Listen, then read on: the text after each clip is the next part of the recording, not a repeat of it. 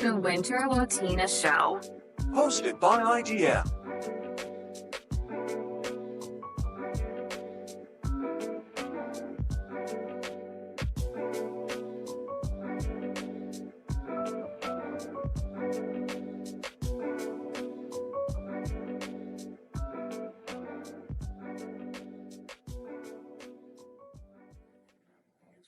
Hello, Nina. How are you doing?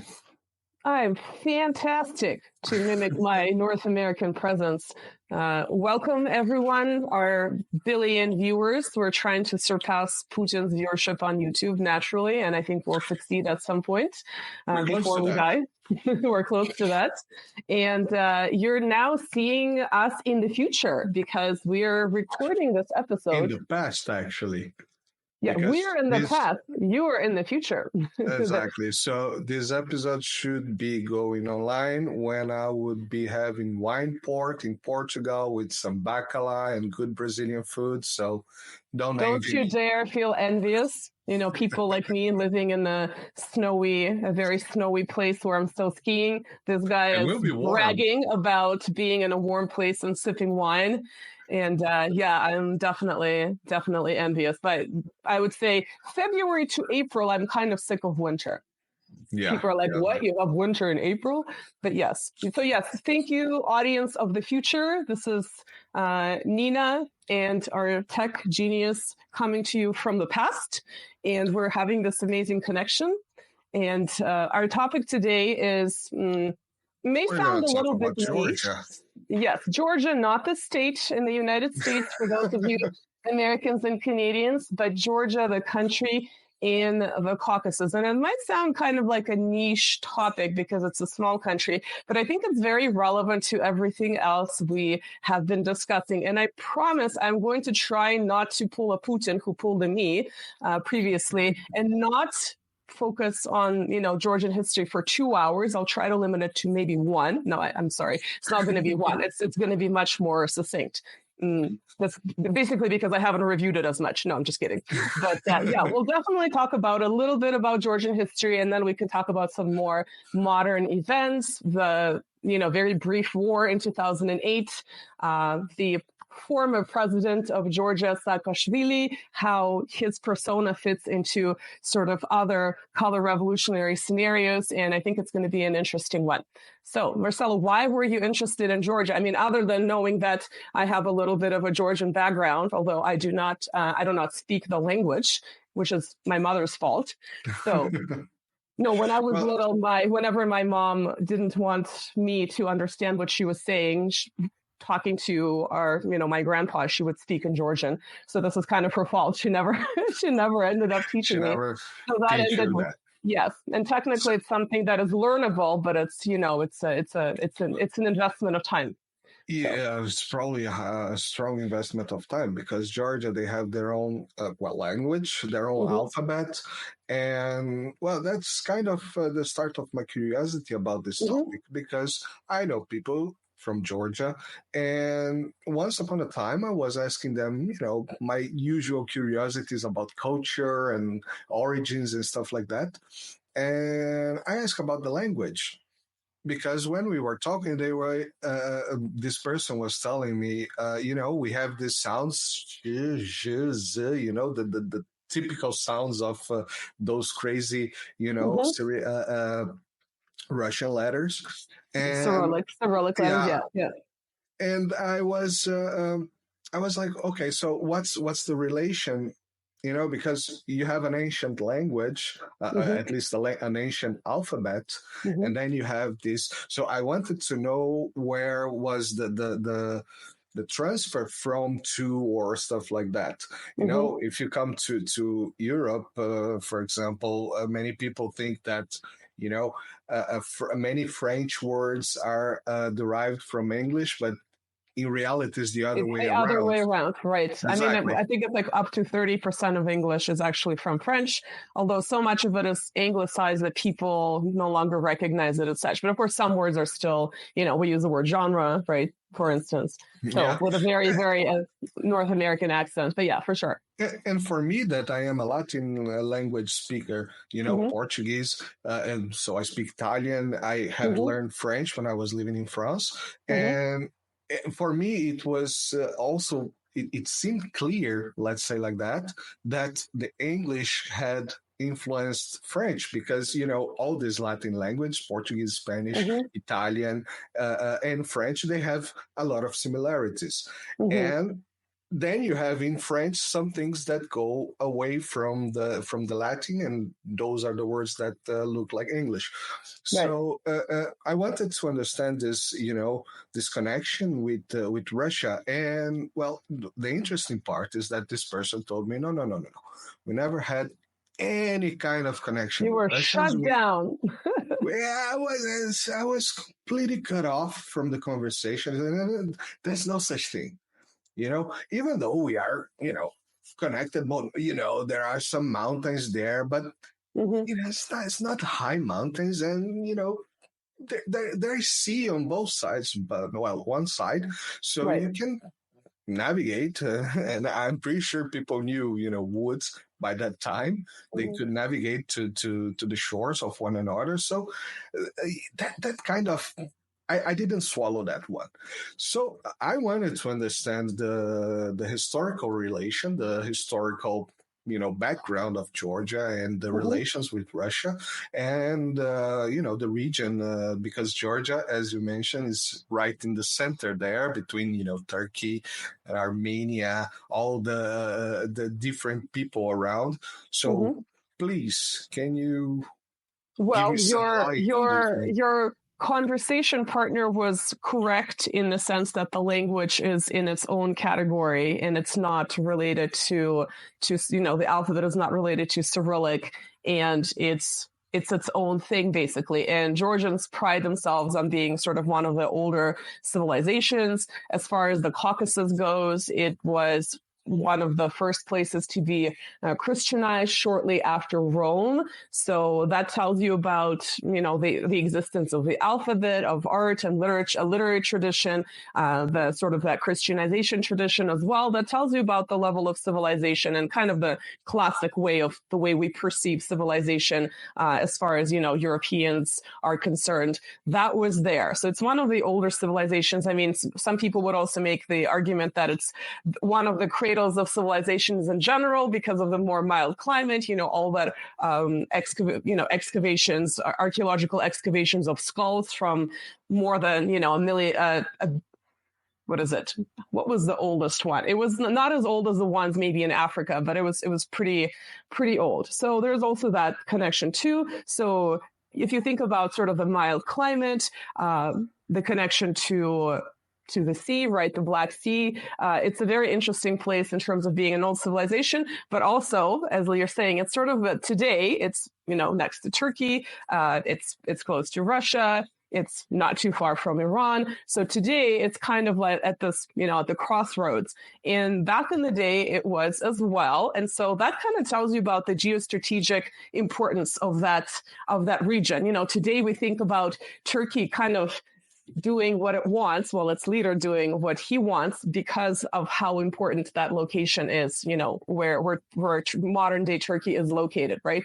It has access to the seas. It's sort of like between Europe and Asia, speaking proverbially. That's why on the one hand, Turkey is in NATO. At the same time, Erdogan can do many things that other, let's say, European countries wouldn't be able to get away with because of how important that location is, which is, my argument would be why the original Turks conquered that area in the first place, right? So Georgia has this very long history, but it had its heyday in the Middle Ages in terms of culture, in terms of cultural reach, in terms of a lot of it was sort of religious based, so, frescoes, icons, and so on and so forth. But then there was a decline and sort of fracturing of Georgia into smaller kingdoms. And of course, another thing to keep in mind is that even though it's a very small area compared to, something as huge as Russia, China, it is very multicultural. And it was multicultural for a long time with different small groups that would self-identify as sort of its own group, basically. And so as Georgia was sort of declining after I guess in European chronology would be the High Middle Ages, there was this battle to the death between other large important powers like the Ottomans and the Persians. And Georgia was sort of like right there being conquered. And so for this reason, parts of Georgia, some of the ethnicities eventually were Turkified, I believe is the expression that would be used. Some of them eventually became Muslim because of that conquest. So obviously, Georgia in its sort of more shrunk format, I can talk about, there's multiple kingdoms. The kingdom here that's relevant to Russia is Kakheti. And they needed some kind of protectionism, basically. And as this was happening, so we're sort of, again, to pull a Putin, we're sort of in the late 1400s. Georgia is Orthodox, right? That's kind of an important point here. It wasn't just a country that converted to Christianity in the early 4th century. It maintained Orthodox Christianity, right? And then we have Russia, which is also an Orthodox Christian country, and it was sort of rising. It surpassed its own period of being fractured, and in the 15th century, they're not tsars yet. They're grand princes who are sort of uniting the lands around Moscow. And we're heading sort of towards the late 1400s. We had Ivan III, the last grand prince before we started using the title Tsar. And Russia is sort of on the rise as a regional power. So that was when the diplomatic relations between Russia and Georgia were established. So for late 15th century into the 16th century. So Ivan III going to the time of Ivan the so-called Terrible, right? I'll call him Ivan IV, Ivan the Formidable. And one of the reasons for that was seeking protection from these incursions and conquests from the Turks and the Persians. Now, I haven't actually checked the statistic, and I think it's kind of like, it depends on how you define it, but thinking about my own family history, colloquially, one of my family members who is from that part of the world would say that Tbilisi, the present-day capital, had been overrun or destroyed or partially destroyed 29 times by the Turks and by the Persians, which is a huge number. I'm not sure if that statistic is accurate because I'm not sure what they define as destroyed or overrun, but that is kind of indicative as to where the Georgia was and the fact that they really sought protection from foreign powers invading them all the time, but also they wanted protection from someone that was of the same religious denomination, right? That would not sort of then convert them to something else. And Russia was sort of the natural ally that was rising not too far, right? It's still, Russia was much, much smaller at the time. But at this time, Russia did not have the interest or the ability to protect Georgia. So then for the next between, let's say, early 1500s until 1801, there were these multiple attempts. The relations were growing, diplomatic relations. There was a Georgian community in Russia, but there were multiple attempts made by different Georgian rulers trying to gain greater protection from Russia in the face of these attacks from the Persians and from the Ottomans. And then finally, there was, we're sort of skipping over 3 centuries, there was that interest and the ability to protect Georgia. And also Russia, as you know, had its own Russo-Turkish wars. And as we were heading sort of into the early 19th century, Russia was winning most of these wars. There are a couple that they lost. Mm-hmm. So there were sort of, the Ottomans were not declining significantly yet, but they're sort of heading into the period of decline. And Russia, that's obviously would benefit Russia from that perspective. So this is when, in 1801, Russia was actually able to finally satisfy these calls for protection, and it annexed sort of the smaller, not the full territory of Georgia at the time. And obviously, when you're being annexed, you're sort of being incorporated into another larger entity. But people who populated Georgia, so again, Georgians have many ethnicities there. They retain their rights, they retain their language, et cetera, et cetera, et cetera. So I'm sort of losing you a little bit here. Can you hear me? Do you see me? Yes, I see you. It's just very pixelated, so that's why I wanted to. The image here is all right on the interesting. Okay. screen. Okay. So basically, this is so we skipped over 3 centuries, but this is the time when Georgia officially became part of the Russian Empire while retaining the rights. Now, there's some debate about some, I would say, Georgians today and academics that have a certain political agenda. They would talk about a certain level of Russification, but it's really kind of difficult to evaluate when you're speaking with people who do have that political agenda. So I would say, again, looking specifically at my family, which may be anecdotal, who lived in the capital, all the Georgian last names were retained, the language was retained, they were sort of upper middle class, bourgeois, very different from my more strictly Russian side of the family in Russia proper.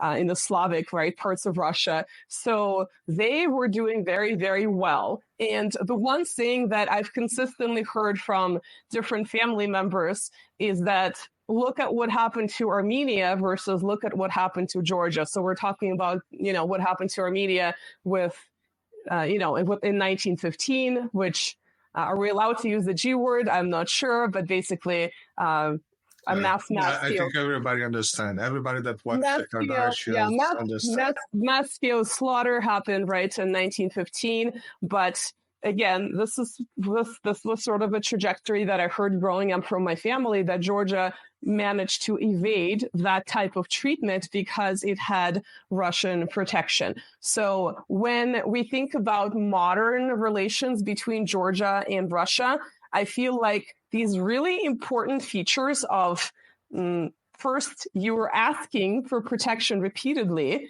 for 3 centuries, almost 2 centuries, 2.5. And then you're essentially surviving as a people.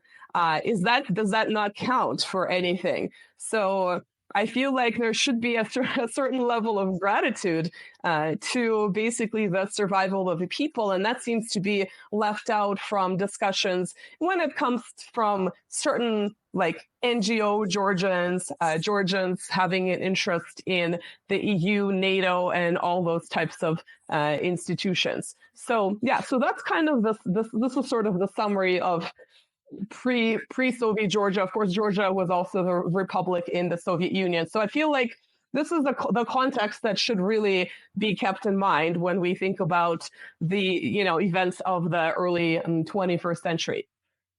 Okay, so you finished there with something that made me think about a question that would be so this behavior, this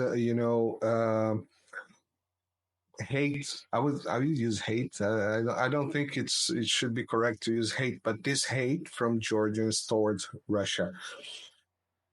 Apart from let's forget about thankfulness.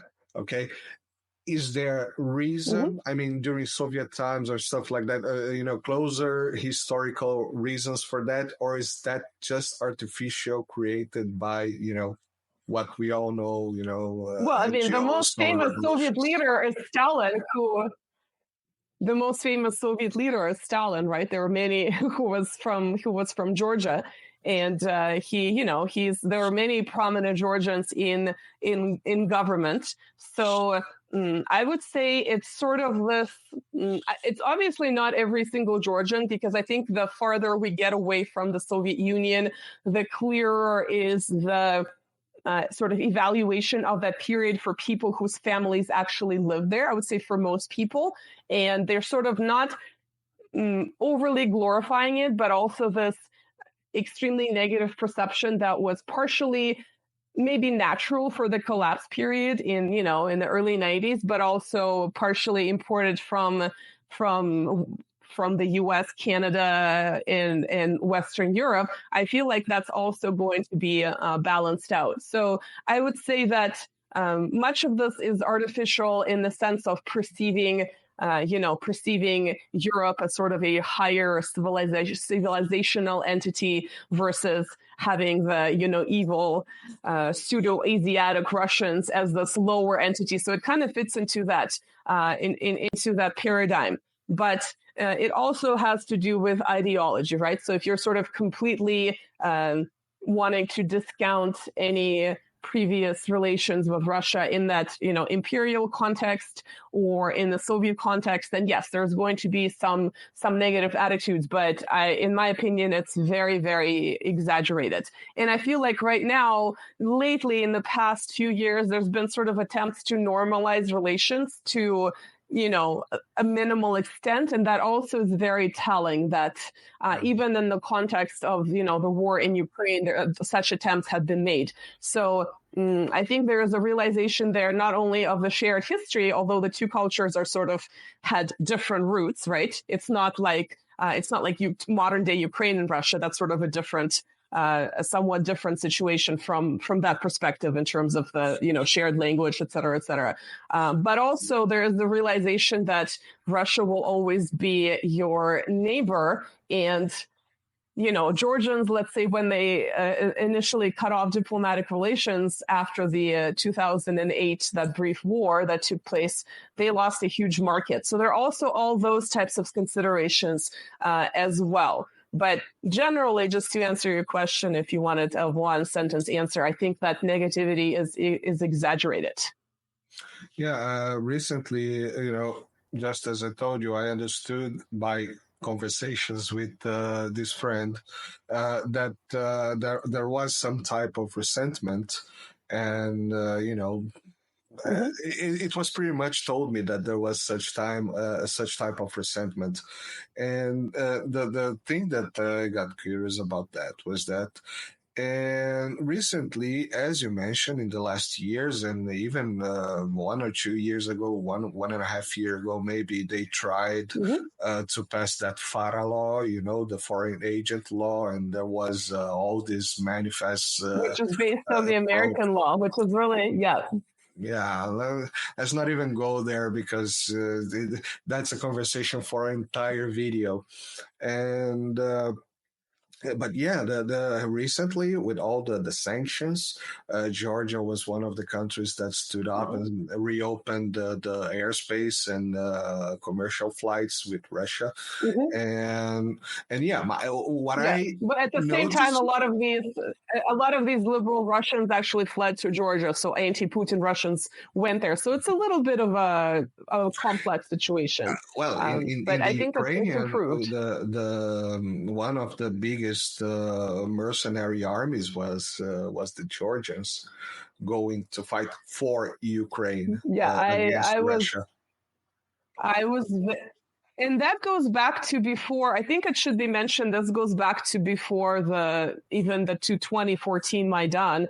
When I was living in Toronto, Canada, which has people from all over the world, and this was sort of the time of the Rose Revolution in Georgia, the Orange Revolution in Ukraine, and then, of course, the 2008 Georgia-Russia war, right, that lasted for less than a week. And I just remember interacting with some Western Ukrainians specifically. They're not from sort of the Russian-speaking parts, and some Georgians who were really tight in their anti-Russianness. Nonetheless, the hilarious feature of that was that they both spoke Russian to each other, even though they could have spoken English. They were in freaking Canada.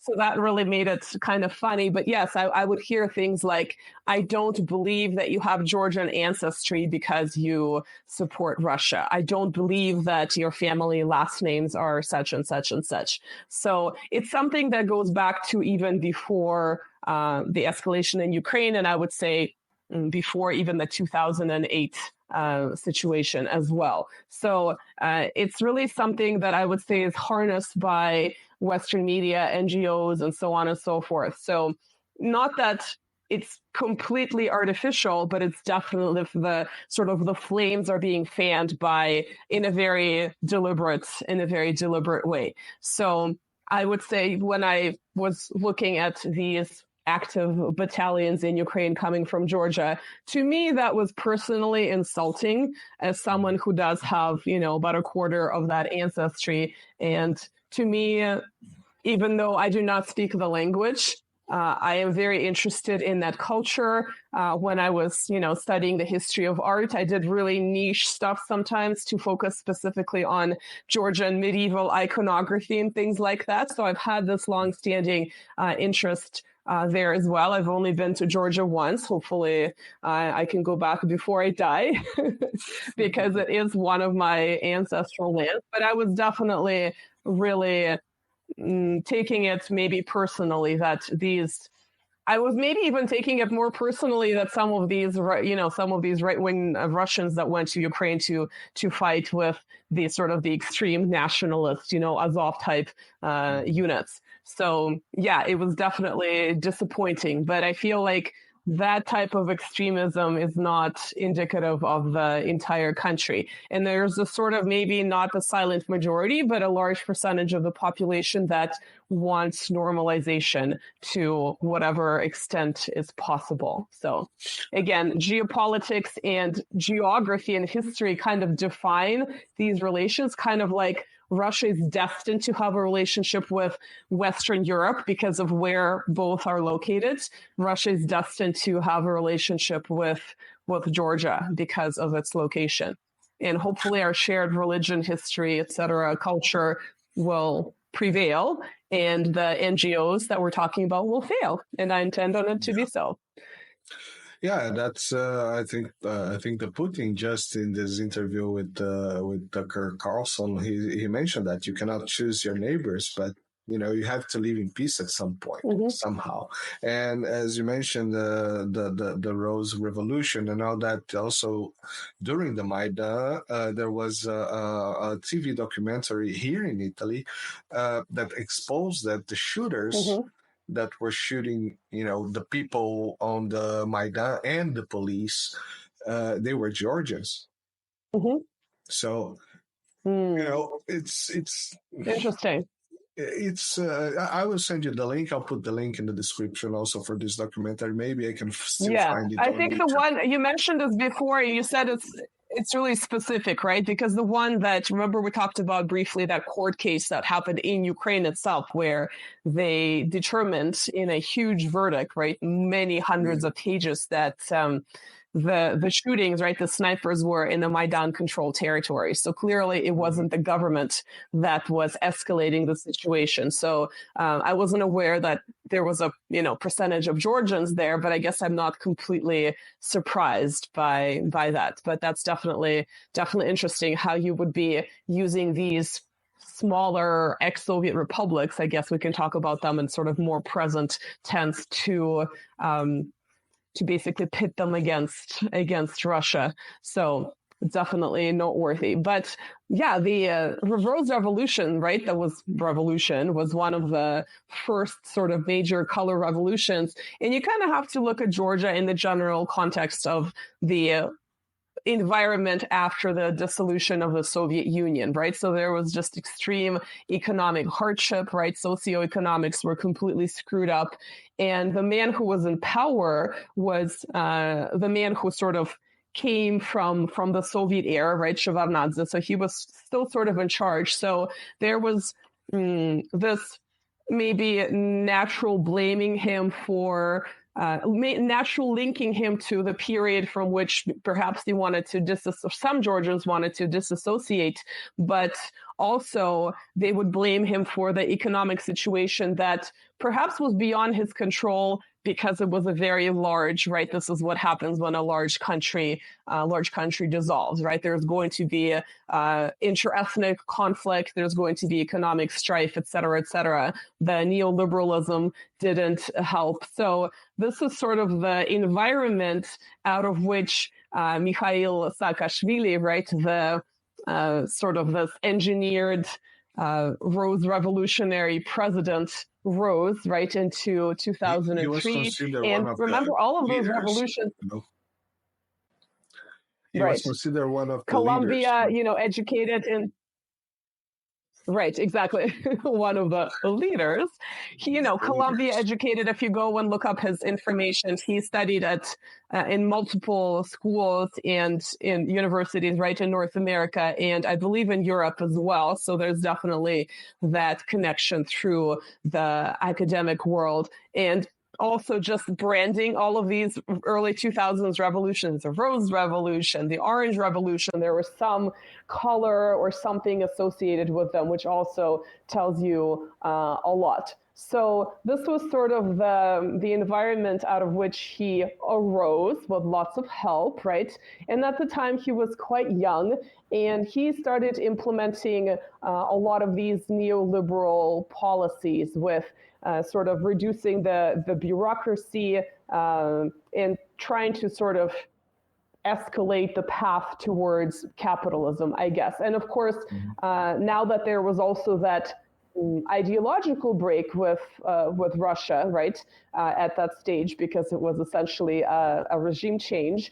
There was also backing coming from the West, essentially financial backing. So when people talk about Saakashvili's successes of how he was able to raise salaries of, I think it was like the policemen. This was the thing you kept hearing about. It might have been some other.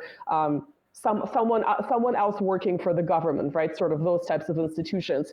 It was not because he was just this magician. It's because he was getting a lot of aid, right? So to sort of think of it as like, oh look, he just snapped his fingers, and all of a sudden this country, managed to revive itself in a couple of years. Well, that's not really true. Although, of course, Georgia is, rich in certain resources, and it exports wine, and there are all these opportunities for it to, obviously tourism is another economy which is important to a smaller country. But yeah, he was definitely not a magician. He was getting a lot of help. And this is where we come back to the fact that Georgia was very multi-ethnic. So going back centuries, because of its location, it's not just these little Georgian ethnicities that would define themselves as separate people, right? So for me and my family, I always heard like, yes, we're, the side of the family is from Georgia, but actually they're Imeretian and Mingrelian. And so if I mention this to anyone in Europe and North America, they're like, what the heck does that mean? I've never heard these terms before. But if you were to say these to Georgians, they would know exactly what you're referring to. And you can kind of tell by last name. So my sort of very dark humor jokes is that I'm Imeretian like Stalin, and I'm Mingrelian like Beria. So I like to kind of terrify people with these connections to sort of these ruthless 1930s Soviet leaders that came from Georgia, which again kind of highlights the position that Georgians were in the Soviet Union, right? At the highest levels of power, and some of them are still considered to be very ruthless, right? Beria with the secret police, and Stalin is sort of the overlord of the Soviet Union. Very intelligent, very ruthless, and very shrewd. So so every sort of, not necessarily regional, but also regional, there are all these little ethnicities, and there are also other people from other places, right? Tbilisi was and is a multicultural city. You had not just Armenians, but Greeks. You may have people from sort of closer to the Middle East. So very, very, very multicultural. Of course, I had my sort of ethnically Russian part of the family, some of them living there too, which is how they connected. So my sort of Georgian side of the family is mixed with Russians. There are, Jews there. It's just a very, very multi-ethnic place, which is kind of remarkable for a considerably small location, right, compared to larger countries. And so some of these ethnicities considered themselves sort of separate, and they felt like they were being oppressed by Georgia. And of course, this is again the problem of the dissolution of the Soviet Union, right? When you have this very large bureaucracy in the Soviet Union, everyone kind of has to get along, whether they like it or not. And the borders are defined according to, right, these republics that are defined by the Soviet Union. So when all of that falls apart, there's no longer a sort of this big man to come and instill peace and sort of friendship between these smaller groups, right? And so that inter-ethnic strife can really escalate in the situation of social collapse and economic downturns and so on and so forth. So the two groups in question that were and are still relevant to Georgia was, Ossetia, the part that's attached to Georgia, or geographically attached, right? They consider themselves separately the South, right? Because North Ossetia is part of Russia, and you had Abkhazia. So both of those people are ethnically sort of separate from Georgians, but they were part of the Georgian Republic, right? Again, it's that whole border question of when we talked about, the border of Ukraine, why were the Russian territories included in the Ukrainian, what was the Ukrainian Soviet Socialist Republic, et cetera, et cetera. So it's kind of similar from that perspective. And so the situation escalated to the point that there were Russian peacekeepers in these regions. And so this is the interesting part. Remember 2008, August, this was the Olympics. This was the Beijing Olympics. Speaking of BRICS, speaking of all this stuff. So when we saw this on the news, of course, it was presented as evil Russians are, attacking little Georgia. And the whole situation it's called 888, right? The Russia-Georgian War, because it was August 8th of 08. And it lasted really quickly. There was no sort of massive bloodshed that we're seeing in Ukraine. It was very sort of, as far as wars go, right, it was handled well. And then, so I think that Olympic thing was really interesting because it happened on August 8th. And of course, the Beijing Olympics started on August 8th. And if we jump into 2014, remember this is when Russia was hosting the Sochi Olympics. And that's when the Maidan happened. It happened when Russia was distracted by its Olympics. So there is that connection of major sort of athletic, right, international event happening and the distraction of it, and then something dark happens behind the scenes. And of course, we had all this incessant anti-Russian propaganda, big bad Russia, blah, blah, blah, blah, blah, and it really kind of went unnoticed because it takes a lot more effort to challenge bullshit, right, after it's sort of been disseminated. But Reuters, of all agencies that cannot be described as a pro-Russian media source, right? It's a major Western media agency, released an article which is still accessible, it's still searchable, that published an EU-backed report to show that it was actually Saakashvili who attacked first. So you can draw your own conclusions as to who was egging him on about attacking at that time and attacking a territory that was not only sort of ethnically separate and wanted to separate, but also had Russian peacekeepers, which is why Russia intervened in the first place, was to protect its peacekeepers. So it was very interesting that you had this report. It was released about a year later, right, in 2009. And I would say naturally, people in the West, sort of the talking heads in the media, they ignored it, even though this came out after a lot of investigation about that war. So that sort of set I would say the tone for other situations like the Ukrainian Maidan, right? That also obviously led to Georgia losing, effectively, de facto, losing the territories in question. So technically they're not really recognized by everyone in the world. They consider themselves separate, and Russia recognized them in the wake of this event. So yes, from the Georgian perspective, you lost land, right? So of course you're going to be pissed. But why did that happen in the first place? Why did these ethnicities feel so mistreated that they were trying to separate for a while? Why did Saakashvili decide to attack? Why was he emboldened by some backer, right, in possibly the West? You can put on your tinfoil hat and draw your own conclusions. Why is it on the first day of the Beijing Olympics, right? Why did it all happen at that time? So you can kind of draw your conclusions. Also, it happened a year after Putin's famous Munich speech, right, in 2007, when he really, really tried to establish good relations with the West,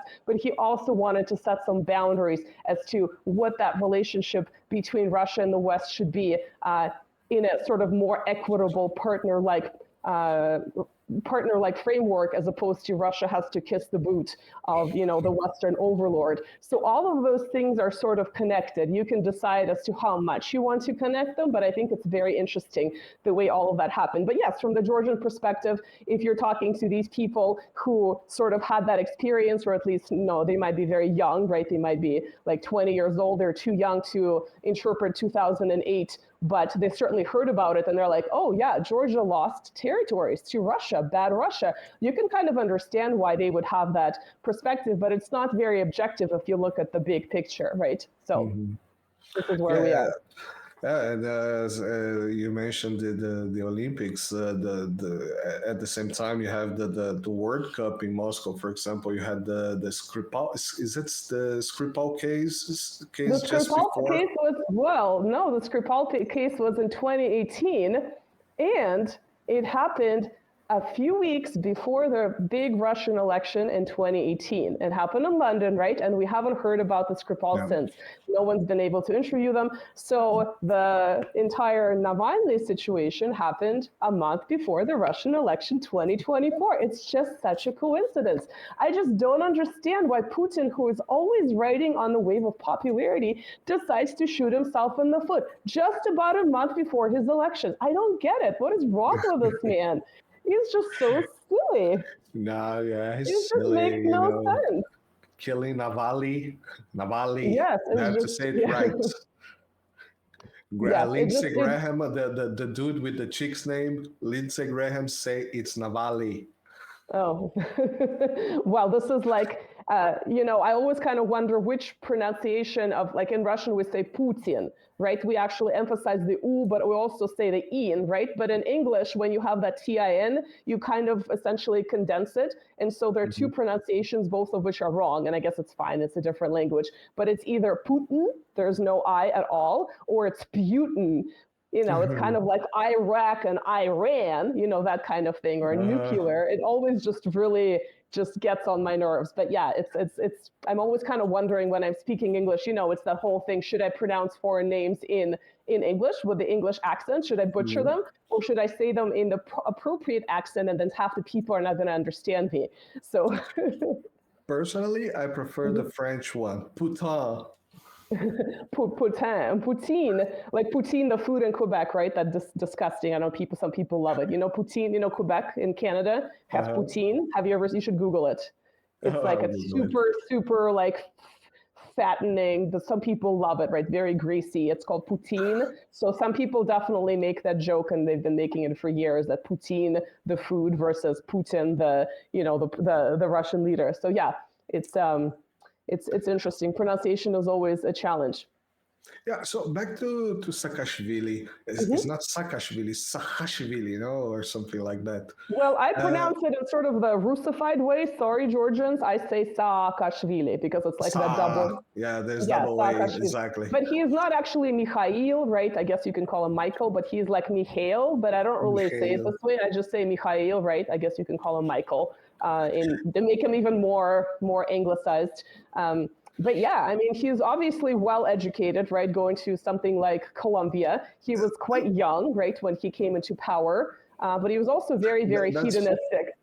That's a point I wanted to get, that you mentioned before. He's very young, the good looks and all stuff like that. And then you made some connections with other people that kind of fit this, this profile. And for example, you said the Juan Guaido from Venezuela. And it's not like there are these like super hot people, but they're sort of like presentable to the media, right? They're sort of like somewhat above average and photogenic. Basically, this is what we want, right? We don't want like a Hollywood star who is just going to be this perfection of aesthetics, and then you're like, we don't want this this is a little bit old sketchy. Guy. Yeah, we don't want this old guy, right? We don't want this, unless it's like Yeltsin, the alcoholic who was there to begin with, right? He wasn't that old, by the way, at first. But yeah, we basically, if we're going to, the shadowy powers behind the scenes. If we're going to engineer this leader, right, we kind of have to fit certain parameters of making them likable. And I think aesthetics is one of those parameters where they're not like super duper hot, but they're sort of like sufficiently aesthetically pleasing and photogenic, and they photograph well, right? With Guaido, he's always been compared to how he kind of looks a little bit like Obama, right? And Obama, of course, was, you've never heard this? To Obama? Yeah, he's been visually. Barack Hussein Obama. Yeah, Guaido has been compared visually to Obama. You've never heard that? No. Interesting. It okay. makes no sense. All right. Well, I think there's a little bit of something there in terms of the aesthetics, but yeah, you can kind of look at all these other sort of. If you look at the Orange Revolutionary Yushchenko, right? He was also, you know, he was sort of conventionally good looking, although he was a little bit different. I mean, he did have an American wife that wasn't different at all from the Ukrainian diaspora, so there was that connection. But yeah, if you kind of look at these leaders, there's something there, even in terms of age. I mean, if you look at the Belarusian opposition, she's a little bit below that level, let's put it diplomatically, but age-wise and sort of like marketability, she's kind of there too. So there's sort of this, you know, age factor. In many cases, there's this aesthetic factor. Again, they're not supposed to be Hollywood stars, but drop dead gorgeous, but they're supposed to be marketable, right? Like you're saying, not some like old Communist Party functionary, right? So.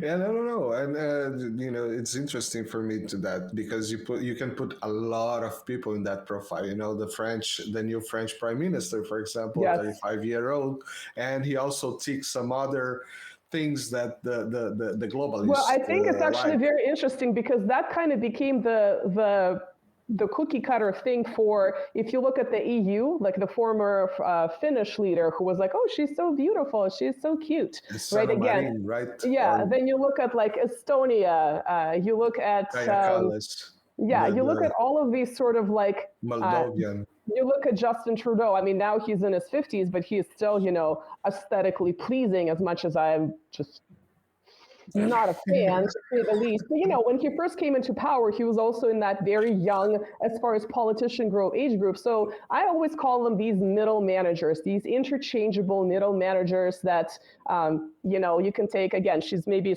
less aesthetically pleasing, but the German foreign minister, again, youngish, right? So again, marketable from that perspective, relatable, right? She's not this old bureaucrat who is, you know, barely getting up and needs help. So there's sort of this stress and Rishi Sunak.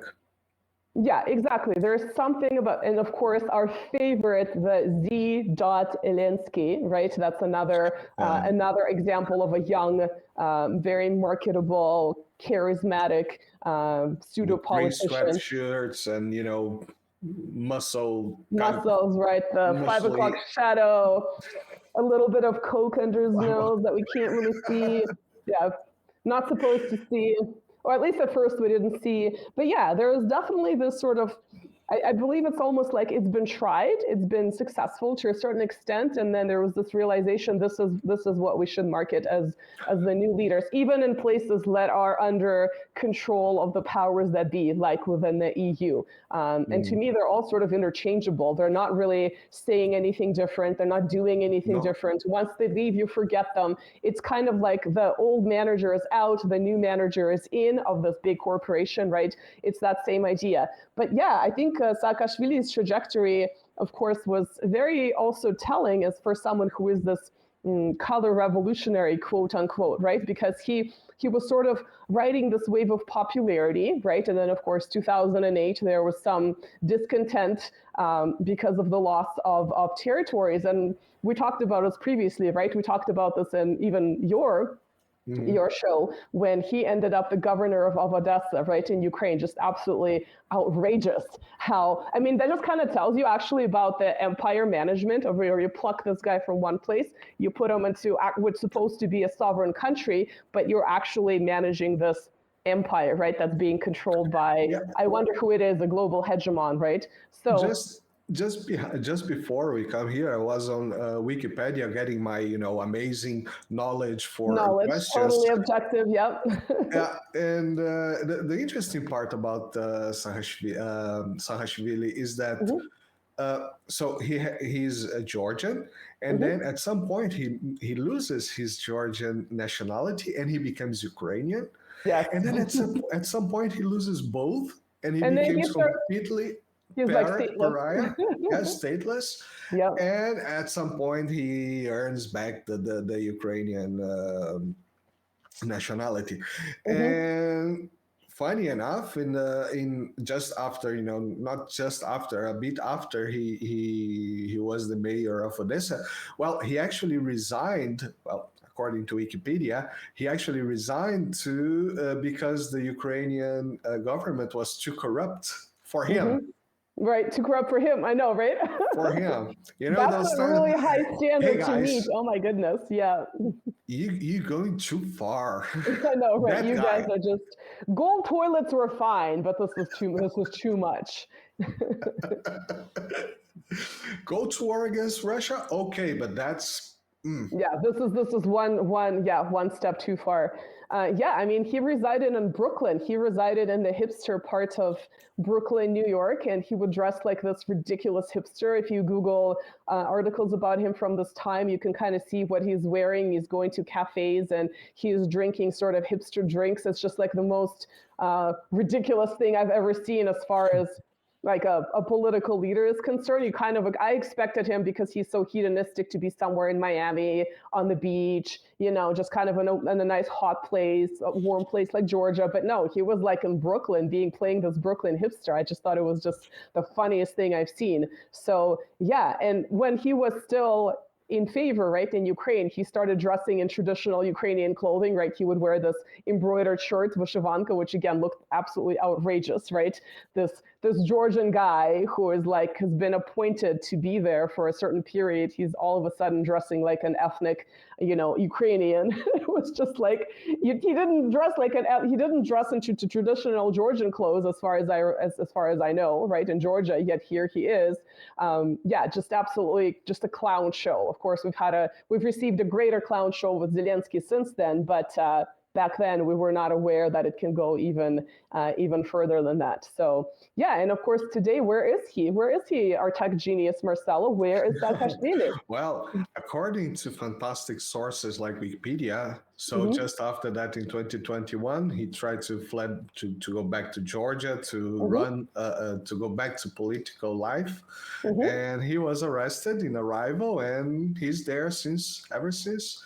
So we basically have less than 20 years, just under 20 years, just being at the top of political power, this darling supported by his people, right? Getting all this funding from Western governments, and the cycle is complete. He's now imprisoned. Now, whether or not he should be imprisoned, you use, your own judgment. Is the current Georgian government corrupt to imprison a possible rival? Maybe. But the fact that his own people would do this to him, I think is very, very interesting and very indicative of the cycle of this color revolutionary being, using big air quotes, because it's kind of unfair to, real historical revolutionaries that actually risked their lives for a certain idea. But yes, that's why we're using air quotes. So yeah, I feel like it's very indicative. And if you kind of look at his trajectory, this is why I'm kind of curious as to what will happen to a certain comedian from Kiev, right, who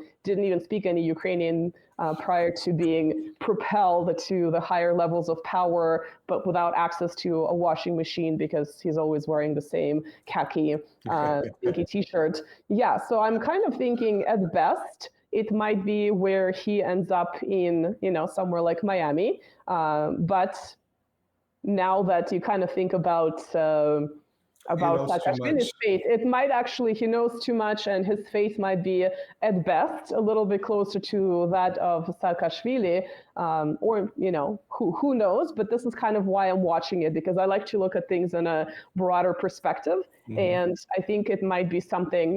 He is obviously an asset, and he's sort of an asset that has recently within Ukraine itself had received, kind of more negative public attitudes because people are kind of waking up. If maybe they're not all of them are necessarily waking up to the real reasons between the war between Russia and Ukraine, which I think is a misnomer, but also just the sheer, economic situation, the death toll, et cetera, et cetera. So he's no longer as in favor as he was even a year ago.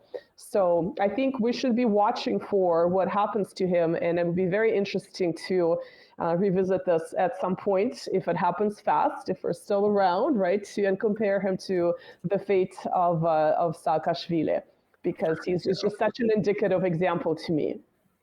Well, I mean, these guys, they have how's it called, a useful life, like a laptop you use, and then at some point you just have to throw it away because it's worthless.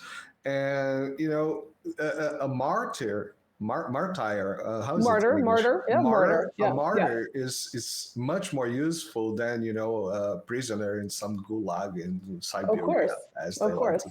Yeah. So here in the channel, I've said this. In the IDM channel, I said it a couple of times that I would bet, that he and Miss, Elenskaya or something like that. Yeah, it would be like Elenska, because they don't want to Russify it with Aya. They make it sound more Polish, which is also kind of like, why does it sound more Polish? But okay. So I would bet that they would be found, the guy just couldn't support having his wife being captured, so he poisoned her and shoot his head inside his bunker. Yeah, I keep seeing like Berlin. Not Berlin. In Kiev. In Kiev, yeah, not in Berlin, but a good not comparison. In Berlin. Sorry.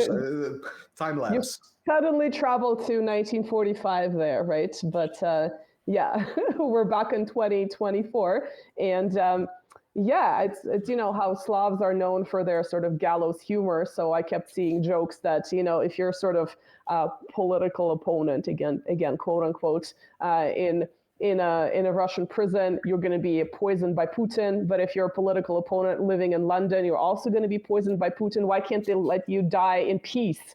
Why do you always have to be? It doesn't matter whether you're in Russia or in London. You're just going to be poisoned by Putin. Let me die in peace. Another shock. So this has sort of been, I know, this has been the dark humor in light of recent events as well, which for you people in the future, we would have already discussed them. But yeah, I think it's definitely something to be, because I always think about Saakashvili as kind of like these first color revolutionaries whose trajectory we've now essentially seen.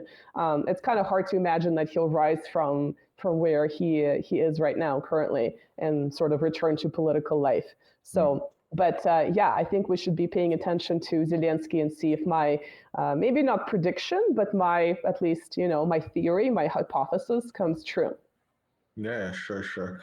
And just to point out another leader that recently, not so recently, but slightly recently became the president of the country is Daniel Noboa. Noboa. It's written one way in Spanish and Portuguese, we have different. I see. Yeah, right. So Daniel Noboa, 35 years, nice guy, rich guy, studied in the American institutions, all that, all the typical check marks, yeah. Yeah, exactly, the bullshit bingo, as we used to call it at CERN. And not as much as the young and pretty, more like the middle-aged Christ guy. Is the Argentinian new president? Oh my goodness! Yeah, Javier Milei. He reminds me, I can't unsee, he just looks like he's from Clockwork Orange. It just looks like the crazy guy from Clockwork Orange. And I can't unsee it. Every time, even if I have nothing like negative to say, I see this madness in his eyes and I'm just like, he looks like he should be, he should have his little makeup around the eyes, his top hat, walking around and with the cane. And he really, who I remind, look at him. I don't know if you used to watch The Simpsons. And they had the Disco Stew. Oh, Disco Stew. Oh my God. With the mullets and yes. the This side goes to, beard or whatever it's oh called my in gosh, English. yeah. Yeah, this Yeah. goes to, or some character from that 70s shows. It's, He definitely sad. doesn't quite fit the aesthetics, but I feel like there's something else going on there. There also seems to be some mental health issues going on, which Oh yeah. are being Oh yeah. exploited. But I'm a little bit just amazed by the way people are praising what's happening without really like understanding. They kind of have their ideology in mind. It's like, oh, it's good if we cut bureaucrats. It's like, yes, maybe it is good. But when you look at everything else and the long-term consequences, it's like, whoa, this seems like it might be a nightmare. This one might be a nightmare. And when you see people are like, oh my gosh, he is our libertarian hero. He's the best leader of the 21st century. And it's just like, holy moly, are we in the same universe right now? Yeah. Yeah. That? No, you gotta be kidding. No, I'm as a South American perspective, living in Europe, we used to have this, idea that Europe leaders, well, I would not say leaders, because we also have this idea that all politicians are corrupt. So this is very clear in our mind. But the idea of the politics in Europe was not about the leader, but the system. The system, and it didn't matter if you're right, if you're left, if you're communist or capitalist or liberal or whatever. It didn't, you have public health, you have public transportation, you have public schools that need to work. You have infrastructure that need to work. Everything else, that can be ideological. You can close the border for immigrants. That's one thing. That's the punchlines. For the more right side of the spectrum. Yeah, you can open the border in one side and close the border in the other side. You're gonna have some different ideas of things there, but that's it. That's it. The school would work. Public health would work, transportation, infrastructure that needed to work, and basically basic necessities for running society effectively, right?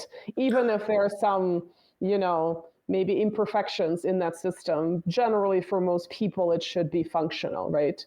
Which is when you start implementing these libertarian right policies, which might work for a town of like 500 people. When you have a country with millions, it just becomes very, very problematic. So so that's definitely, I think the perception of politicians in South America and Eastern Europe and Russia is pretty similar. There's a little bit of skepticism. There's sort of like perhaps expecting the worst and hoping for the best kind of attitude, which I think is pretty healthy, where you're not sort of idealizing them to this. People think that Putin is just excessively idealized. It's not really true, and definitely not these more sort of regional, let's say, governors and municipal leaders either. There's sort of this healthy skepticism and expecting, like I said, expecting the worst, which I feel like in places where you're constantly getting the propaganda of,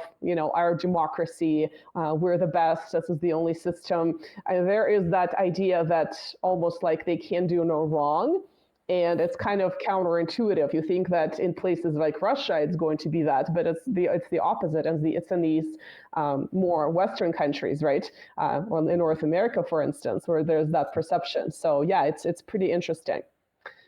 But that little sort of color revolutionary / NGO middle manager type that it's now been cookie cutter implemented even within the EU, even though, there's no need for color revolutions there. The EU knows when to kiss the boot, right? So it's a pretty interesting, it's almost like you could look at these scenarios as a test, like a testing ground, and then they've been, this has actually been pretty successful. Let's implement them in, our own backyard, which is the world.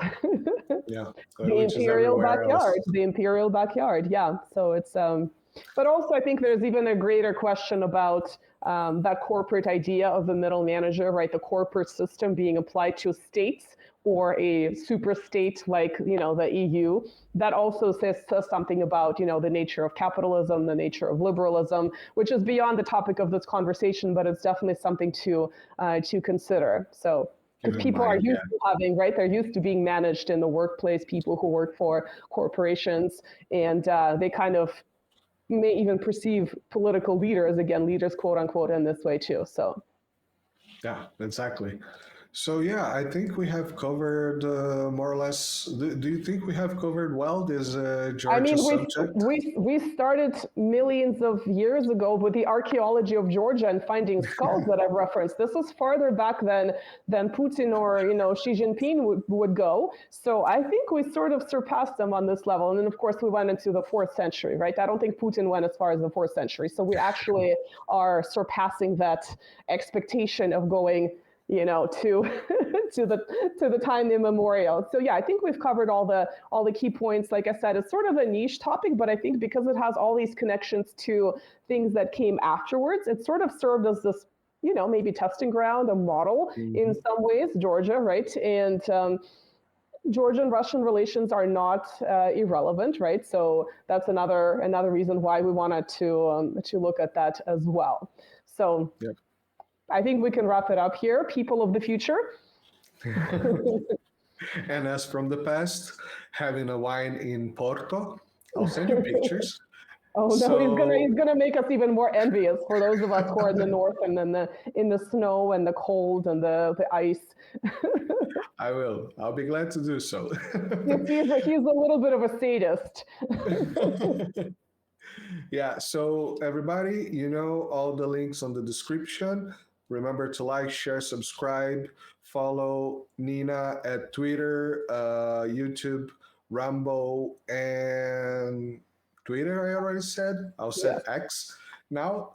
And all our channels, it's too much to remember, but it's basically the same, plus Odyssey, plus Telegram. All the socials. All the universe of socials. Except VK, but I have to create a VK account.